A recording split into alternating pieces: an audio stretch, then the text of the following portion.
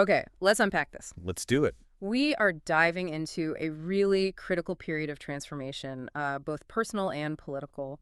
We're tracing this highly anticipated return to the United States in the mid-1960s. And this is a journey that gets complicated almost immediately by, well, by political violence, by assassination, and these really profound personal realizations. Right.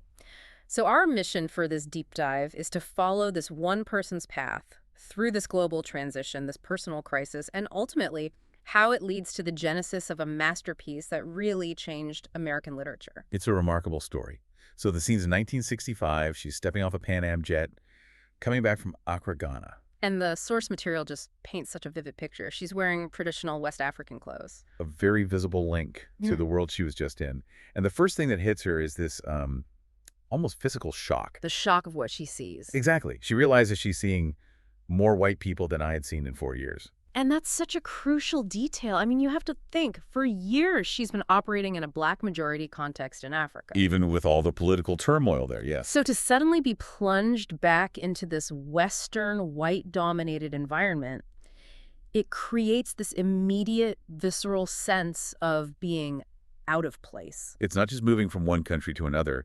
It's a complete sensory dislocation. Yeah. She's trading a political climate in Ghana that was thick with fear and accusations against Kwame Nkrumah's regime. But where the people, the faces, the power structures she saw every day were black. Precisely. Yeah. And she's trading that for an America that was, and this is her description, clamoring with riots and pandemonium. Yeah. The contrast just couldn't be more stark. And the very nature of the struggle here in the States had shifted so dramatically while she was gone. Oh, completely. She notes that the civil rights movement was transforming. It was moving away from nonviolent resistance. They'd gone from the cautious strategy of the sit-in To the explosive action of set fire. And the rallying cry wasn't, "We shall overcome," anymore. It was this desperate, angry chant, "Burn, baby, burn!" She returned to a nation that was on fire, both literally and metaphorically. We really have to pause on that political context. The whole sit-in model was based on an appeal to the moral conscience of the nation, to the rule of law. Right. It assumes the system can be reformed from within. But the shift to set fire, that suggests something much deeper, a profound despair, maybe a rejection of that whole integrationist goal. It implies that the system itself is the problem, that it's the enemy, and that only destruction can clear the slate for something new. This is the incredibly volatile world she's stepping back into. And she's trying to reconcile the optimism she had fostered abroad with this visible, burning frustration she's seeing at home. The gravity of her return wasn't about her own comfort, though. It was tied directly to a political mission.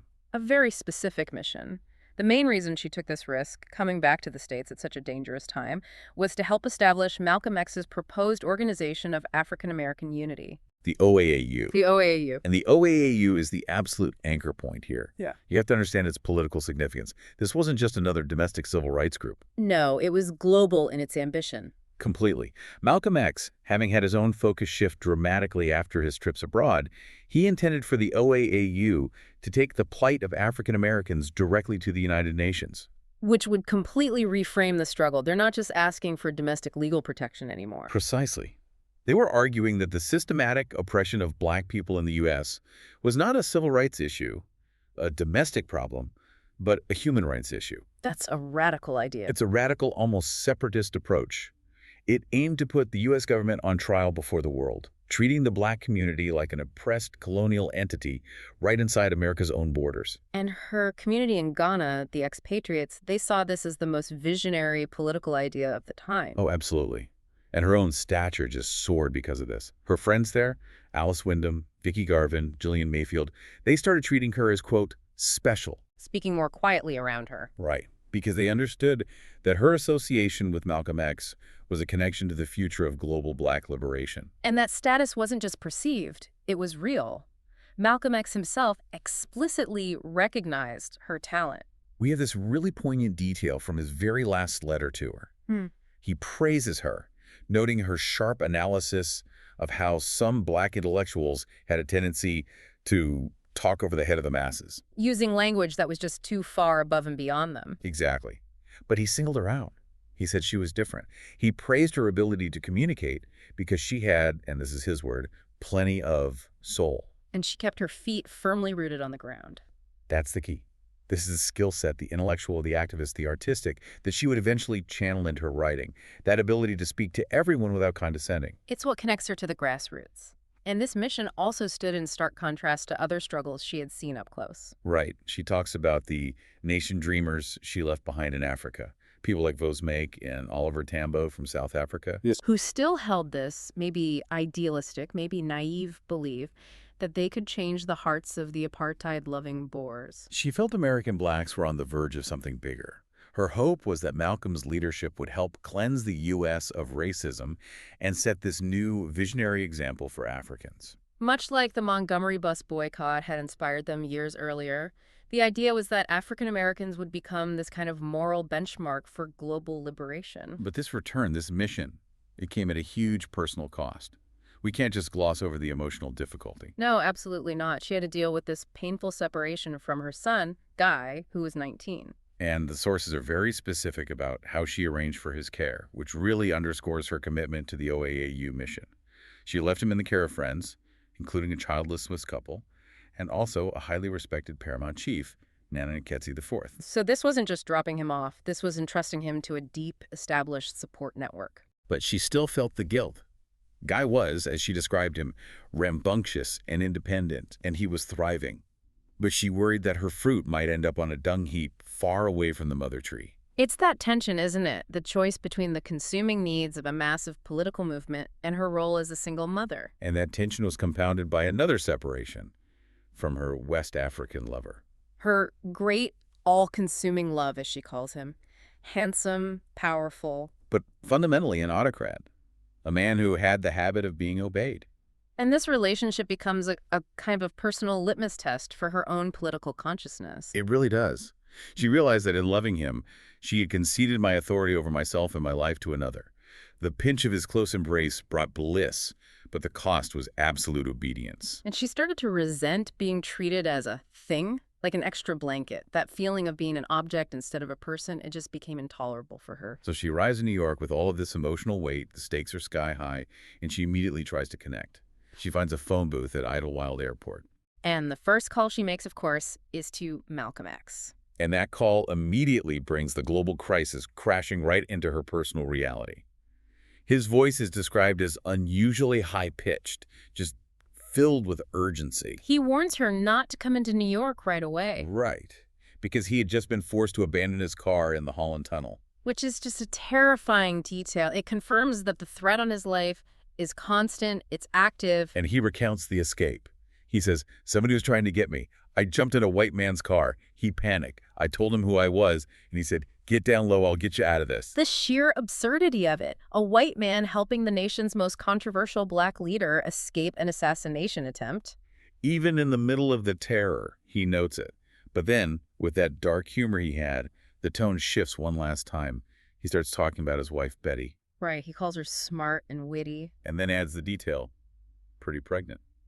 He actually laughed at his own joke. And that was the last time she ever heard his voice. A few days later, the inevitable news comes.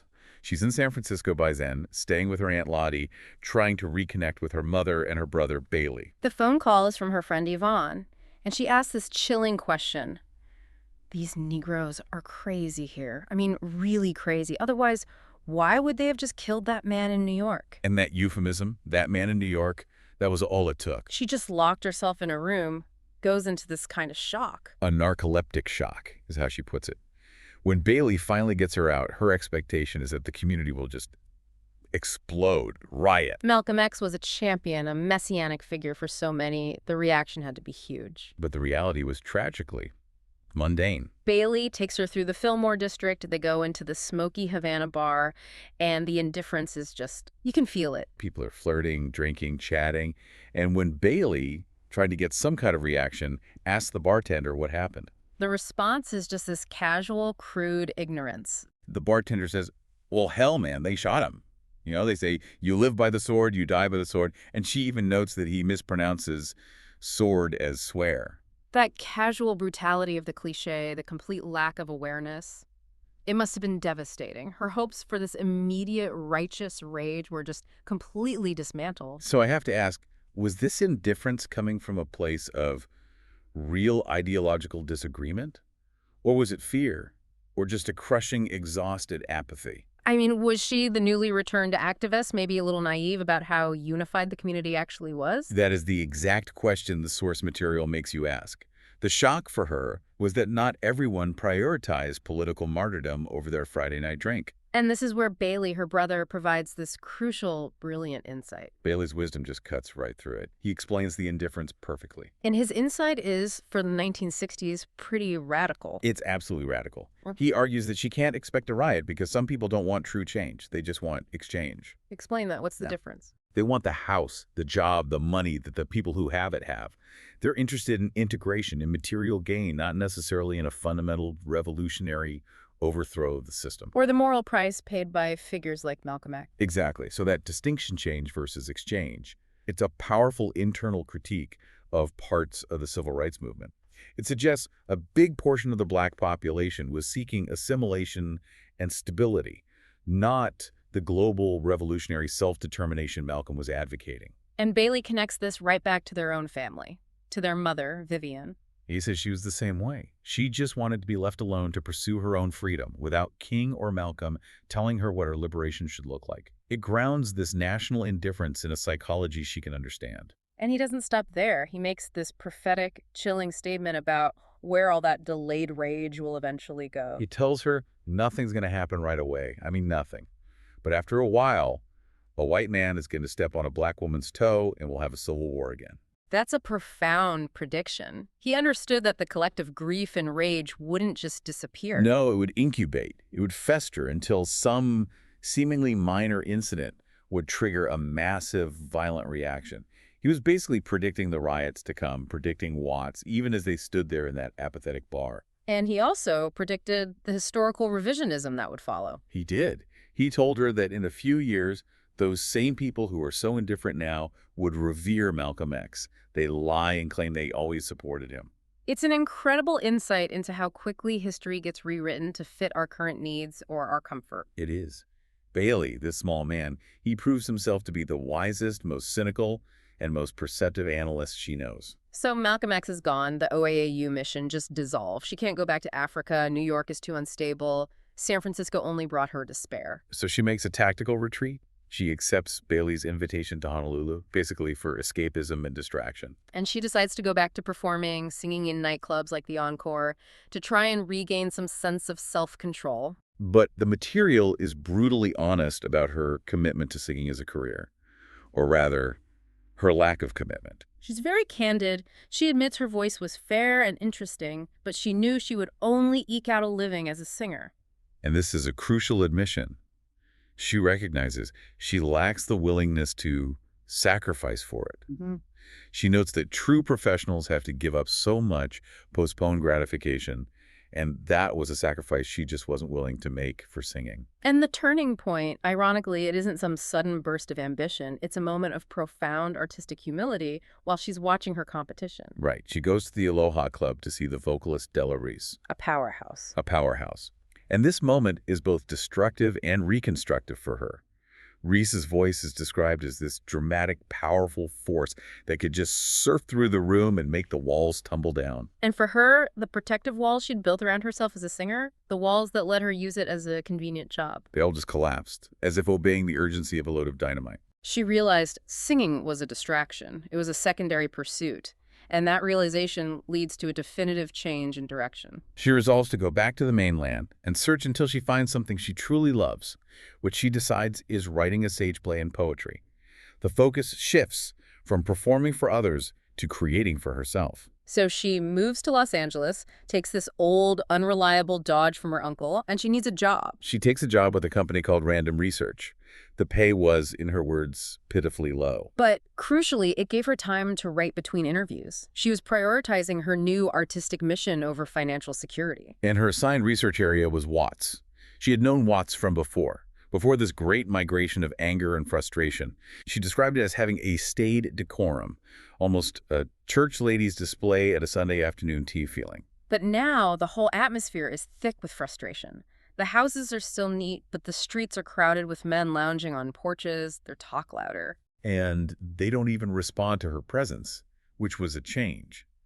It signified this deep, community-wide introspection and anger. And the research scripts she was given, they just highlight this huge gap between the policymakers in D.C. and the reality on the ground. No, the suggested lines were just claptrap. Yeah. Things like promising to improve the quality of the goods you buy. It's a perfect example of Washington talking over the heads of the masses, the very thing Malcolm X had warned about. And she understood that black women, by the time they're 10 years old, they already know the world isn't really concerned with their lives. They accept these simpering statements, because that might be the only flattering thing anyone says to them all day. They aren't fooled by it, though. So to get any real information, she has to use a different approach. Total honesty. Straight talk. She'd just say, "Good morning, I have a job asking questions." Yeah. And that honesty got her into these difficult conversations. It actually reminds her of this critical piece of wisdom she learned from Martin Luther King Jr. about how to navigate power. The Lillian Taylor story? That anecdote is absolutely essential for understanding survival strategy in that era. Lillian Taylor was an older black woman during the Montgomery bus boycott. Her former white employer asks if she supports it. And Lillian vehemently denies it, says she's walking everywhere, but wouldn't touch that bus boycott. But later, the employer's daughter questions Lillian privately, and Lillian gives her the brutal, beautiful truth. She says, "Honey, when you have your head in a lion's mouth, you don't snatch it out. You reach up and tickle him behind his ears, and you draw your head out gradually." Every black woman in this country has her head in a lion's mouth. It's strategic indirection. It's a survival tactic born from centuries of subjugation. And that principle, survival through artful deflection, is what guided her straight talk in Watts. She wasn't asking flattering questions. She was asking human ones. And the insights she got from that were just devastating. She learned that men who had lost their jobs were now home all day, just consumed by embarrassment over their powerlessness. Which led to belligerence, or sometimes to them abandoning their families entirely. And the children suffered. She saw them running like young tigers in the streets, forming gangs because the school system offered them no hope. Their parents had believed in the American system of education and progress, and that system had failed them, and now they were passing that failure on to the next generation. And then Bailey's prophecy about the delayed rage, it came true. The Watts riot began. And she noted something really surprising, that the smell, the complex of odors, it traveled faster than the sound. First the smell of burning wood, then scorched food, and then ominously smoldering rubber. And then the noise followed. The tumult.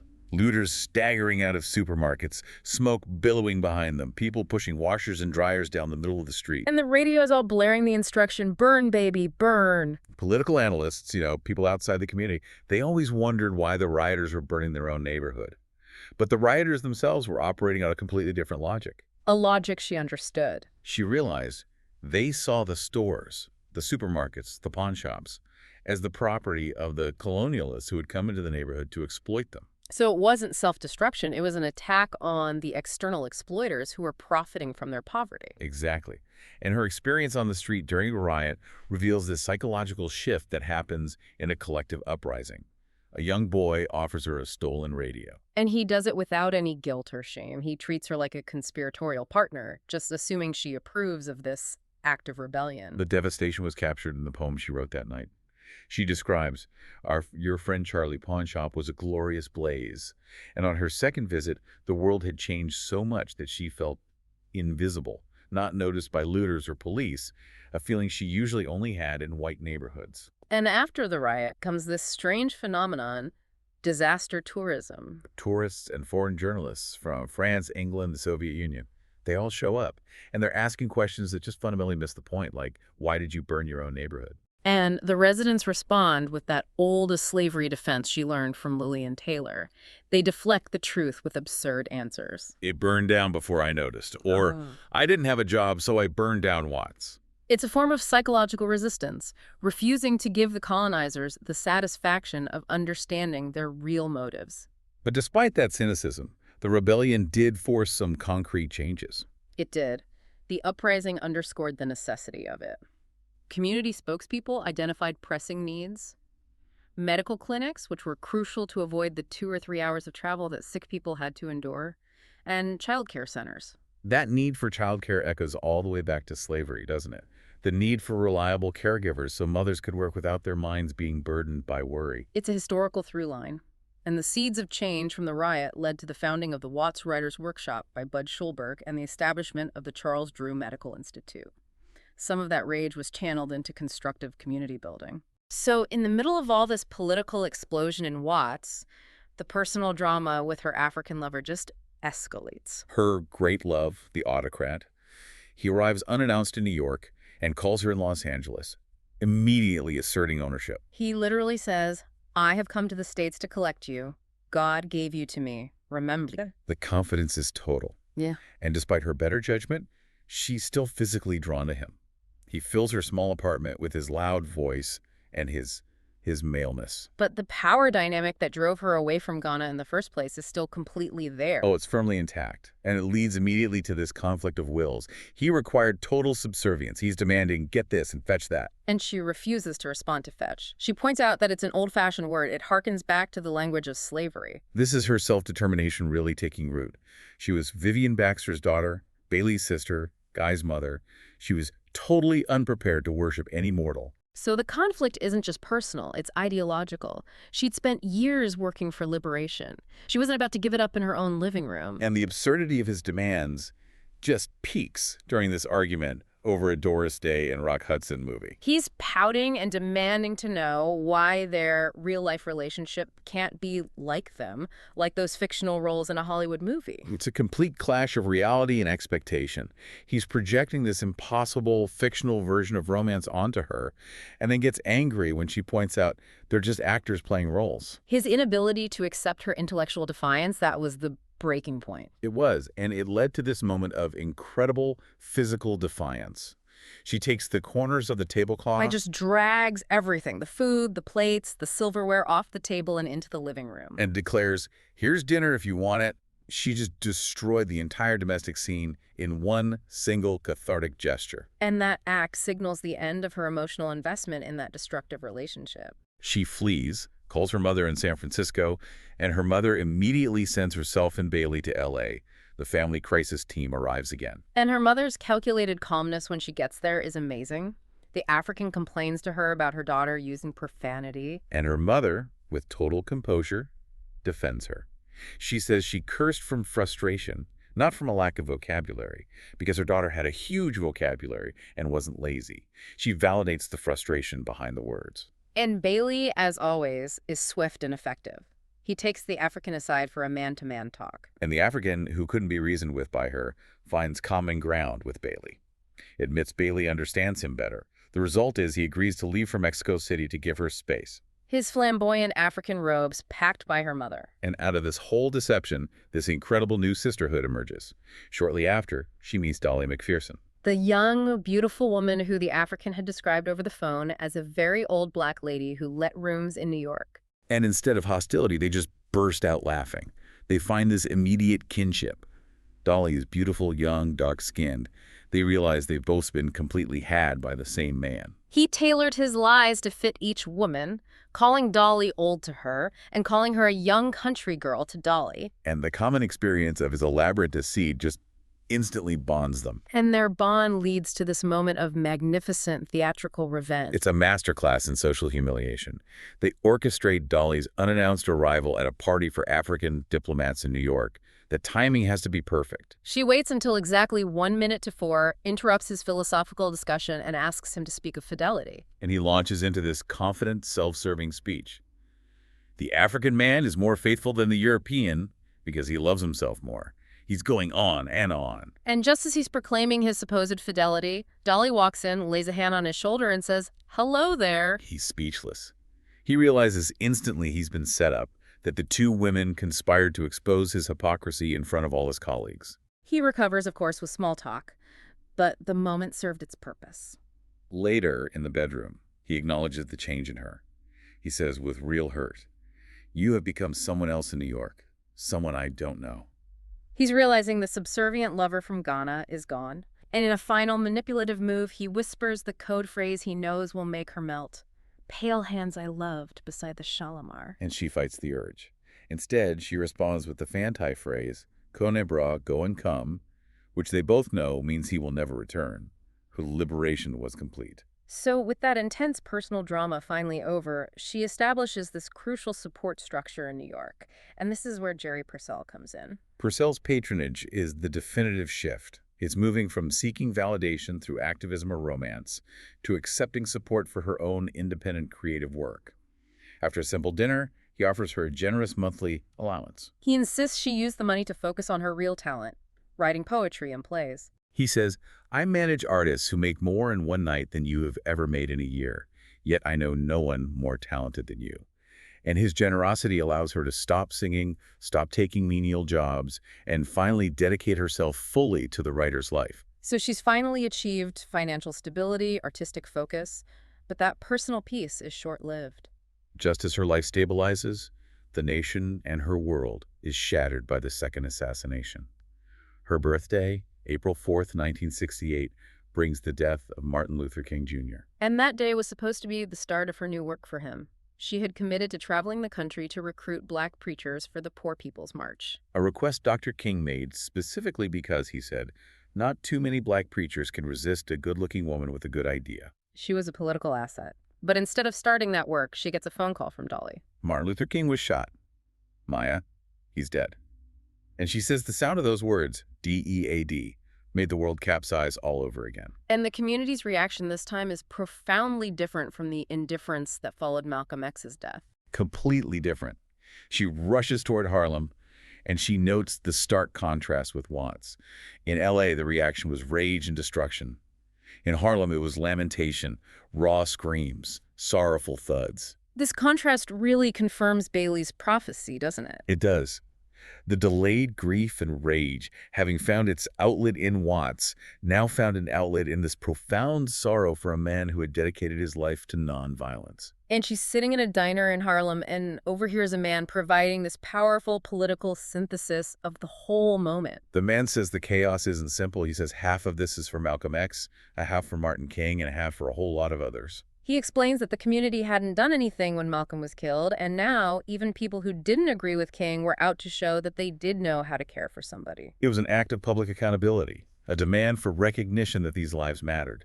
And this moment crystallizes a realization for her. A man lived, loved, tried, died. And that was not all there was to that, and it never was. It's this acknowledgement that the meaning of a life dedicated to liberation isn't extinguished by the final, brutal act of death. This tragedy naturally sends her into a deep depression. She plans to just hibernate for weeks. Yeah. But just like Bailey intervened after Malcolm's death, her friend and mentor, James Baldwin, intervenes this time. This is a great moment. Jimmy Baldwin pried me loose from my despair. He forces her to get dressed and takes her to dinner with his friends Jules and Judy Pfeiffer. And he explains the deep philosophical reason for the black community's historical survival. He asks her how they survived slavery, and his answer is just devastatingly insightful. He says it wasn't because they were strong. He points to the American Indians as strong, yet they faced genocide. He says, we put surviving into our poems and into our songs. We put it into our folk tales. We were pulled down so low we could hardly lift our eyes. So we knew if we wanted to survive, we'd better lift our own spirits. So we laughed whenever we got the chance. It's such a radical statement that humor and art aren't just relief. They are the highest forms of resistance. They're mechanisms of survival. Art preserves the spirit when the body is subjugated. And that philosophy, the necessity of putting survival into art, it provides the intellectual framework for everything she does next as a writer. It definitely inspired her next professional move. Soon after, executives from KQED in Northern California visit her in New York.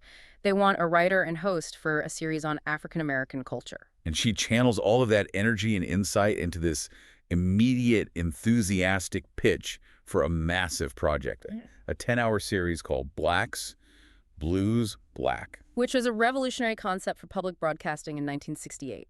She wasn't proposing a short documentary. This was an entire academic and cultural curriculum. She detailed the whole scope, connecting the history explicitly. They were blacks in Africa before being brought to America as slaves, where they created the blues, and now they were returning to being upstanding, free blacks again. She outlined the content: African art, B.B. King playing the blues, church choirs singing spirituals, and placing fan and Ashanti masks right alongside the works of Picasso and Klee to demonstrate the profound, undeniable influence of African cultural heritage on all of Western art. This commission wasn't just a platform, it was a confirmation of what Malcolm X had said about her years before, that she had that unique ability to communicate complex ideas with soul. But while she's busy producing this series, the true defining challenge arrives. An editor at Random House, Robert Loomis, contacts her. Judy Pfeiffer had told him that she tells wonderful stories, and he proposes she write an autobiography. And her response is immediate rejection. Flat-out refusal. No thank you, I am a poet and playwright. She argues she's way too young, only 40, maybe in 10 or 20 years. Which reveals that her self-image was still fixed on these external roles, poet, playwright, activist, not on the huge introspective task of documenting her own life. But Loomis, being a brilliant editor, realized a direct appeal wasn't going to work. So on his third call, he deploys the ultimate psychological strategy. The master key to unlocking her ambition. He concedes she might be right, says he won't bother her again. But then he adds the challenge. I must say, you may be right not to attempt an autobiography, because it is nearly impossible to write autobiography as literature. Almost impossible. And that one word, impossible, that was the turning point. It bypassed all her intellectual defenses, and it triggered the voice of her grandmother, Annie Henderson, in her ear. She didn't even think, she just responded, channeling that generational wisdom. Well, maybe I will try it. I don't know how it will turn out, but I can try. She had surrendered to a challenge rooted not in her ego, but in the core, resilient philosophy of her family. Her grandmother's defining phrase, "Nothing beats a trial but a failure." It gave her permission to attempt the impossible without being afraid of failing. And this was the final, defining pivot. From activist and performer to the chronicler of the Black experience. Before she starts, though, she takes this reflective trip to visit her mother in Stockton. She meditates on Black women's majesty and pride. She ponders how they could nurse a nation of strangers and still walk with some majesty and stand with a degree of pride, despite being on the bottom stratum of society. And this contemplation, it crystallizes the central theme of the book she's about to write. She focuses on that quality in the human spirit that keeps rising, despite physical pain and psychological cruelties, that determination to be no victim of any kind. She was preparing to write not just her life story, but an exploration of that unyielding spiritual resilience. And so, sitting at her mother's kitchen table, this entire journey from Ghana to Watts, from 2 assassinations to the defeat of a dominating lover, it all culminates in the first defiant line of the book that would become, "I know why the caged bird sings." What are you looking at me for? I didn't come to stay. And that single sentence, in its context, it just carries the weight of everything we've talked about. The defiance, the independence, the refusal to be a victim, the self-possession required to forge your own path. It's the literary statement of arrival for a monumental intellectual force. That really brings us to the end of this incredibly detailed deep dive. We've charted a course through global upheaval, political assassinations, the social explosion of Watts, and this intense personal reckoning. All of which serve to strip away the secondary pursuits, the singing, the doomed romance, the political facilitation. And revealed an urgent, true calling, the writer's life. The essential story here is really the journey from being an enthusiastic activist who is relying on the validation of these powerful male leaders like Malcolm X and MLK, to becoming an intellectual and artistic force who commanded her own narrative. And the pivotal realization was that the answers to life's toughest questions weren't found in external manifestos or in the arms of a handsome lover. They were found in the core, durable wisdom of her own family and community. Bailey's prophecy, Lillian Taylor's strategic anecdote, her grandmother's philosophy. It's a powerful narrative about agency, about moving from being acted upon by circumstances and systemic racism to becoming the actor, the chronicler, the creator of your own destiny. Exactly. And the source material ends with that powerful, defiant first line. "What are you looking at me for? I didn't come to stay." So if we consider that statement, which just embodies defiance and movement and self-possession, it raises an essential question for all of us, building on her difficult journey. How much of our own journey is spent trying to stay? Staying fixed in comfortable roles or expectations or relationships that don't serve us anymore. And how much is dedicated to recognizing when we need to go, when we need to move on, to accept the trial of the unknown, to truly find out who we are meant to be,